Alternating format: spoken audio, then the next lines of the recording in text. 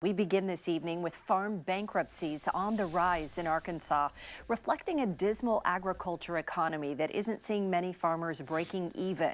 Channel 7's Andrew Mobley joins us in studio with the story. A new report from the University of Arkansas Division of Agriculture shows that farm bankruptcies are outpacing the last several years.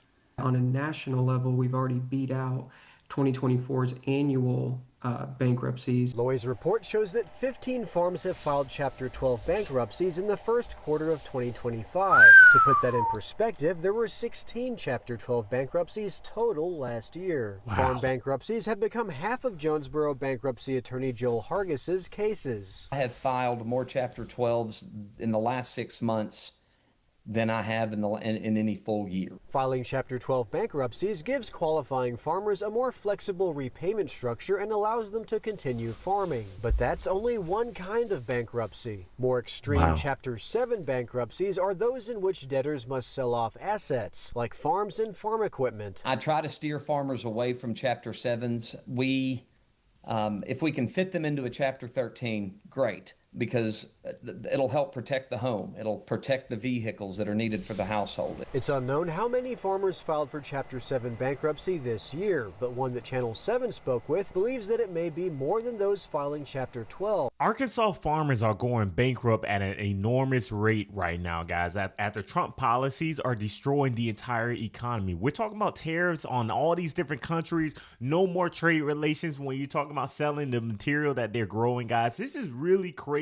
And when we talk about Arkansas as a state, guys, they are pretty much a majority red state. Look at all these counties, guys, that have voted for Trump. Now, when we talk about all the policies, all the subsidies, everything that, Trump talked about during the election, it doesn't make any sense to me. You're willing to, risk all this. There's nothing we can do. But I'm just bringing you guys the effects of what is happening because of these policies going on right now within America. I'm going to tell you this at the end of the video, it's going to blow your mind, guys. I got a lot of videos in here. That's crazy. Hit the like button, hit the subscribe button as well. Let's get to the rest of this video. Not to mention those filing Chapter 11 or 13. Hargis says despite the odds, many of his farmer clients don't want to give up. It's what they know. It's family land. It's their blood. You might as well cut off an arm than to sell their pasture or sell their cropland. Severe weather this spring, tariffs, inflation, and an unfavorable global market and declining commodity prices have all combined to make this a devastating year for Arkansas farmers, for whom input costs are high but returns are so low they have no chance of breaking even. I live in rural Arkansas.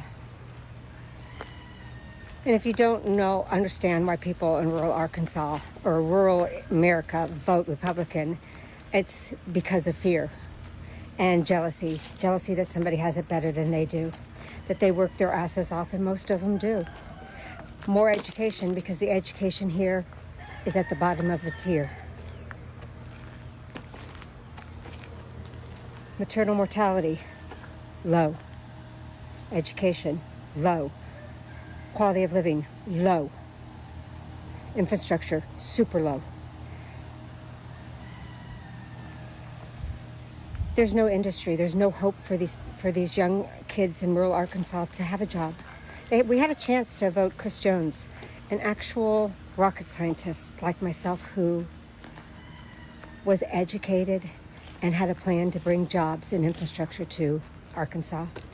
But the people I talked to in rural Arkansas will not vote for him because of his color of his skin. And they weren't nice when they described the color of his skin.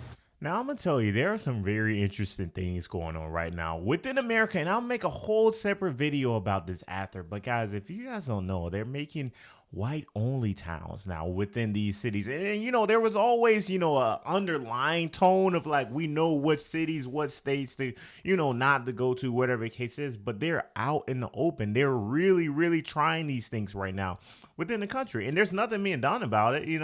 I just don't get it. They're actually televising it on the news. When you consider the average MAGA voter, guys, most of them really don't care about certain policies, certain things until it affects them, and that's just the reality.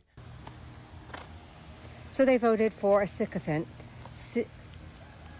Sarah Huckabee Sanders, who is treating this like her personal money bank.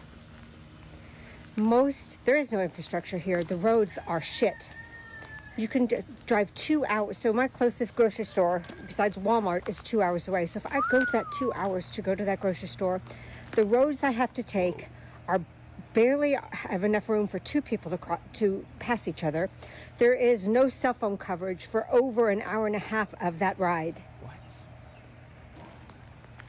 And there's no hope to get those roads fixed anytime soon because there's no money. You want to know when the shit's going to get real for the millennials? When they have to start paying their own bills. When they have to pay for their cell phone, their car insurance, their rent, their food, their clothes, their laundry. That's when shit's going to get real.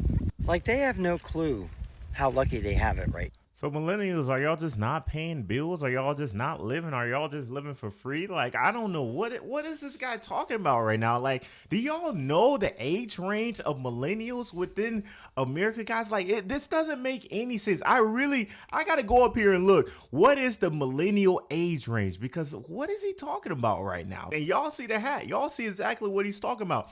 Millennials are people who are born between 1981 and 1996, guys. That is the millennial age group. So we're talking about people who are 40 years old, at least 40 years old. I'm just doing mental math, right?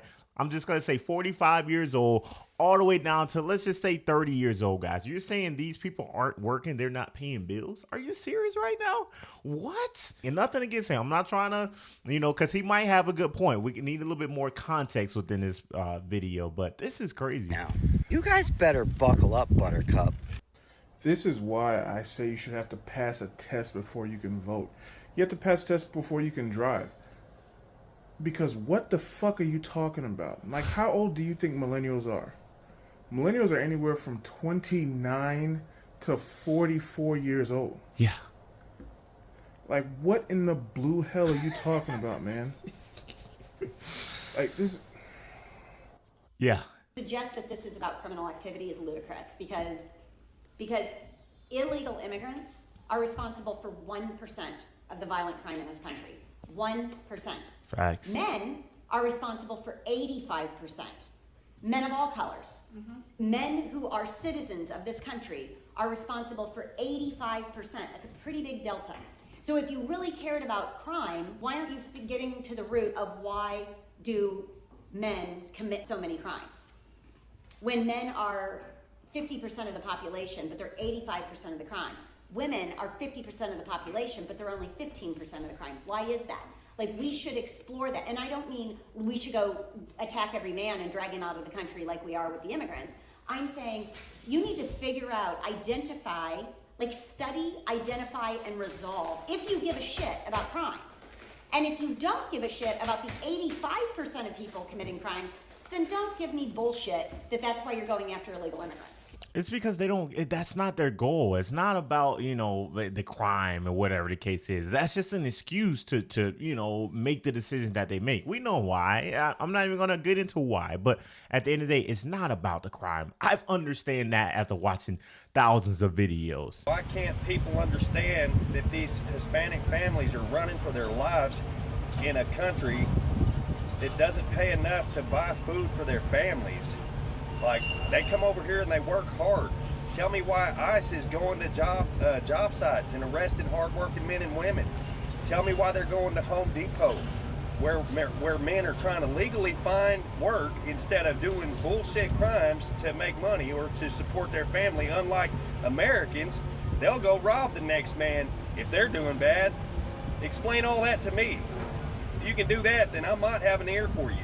If you can't, cut it out, man. Get off of my fucking page with the bullshit. I'm sick of it.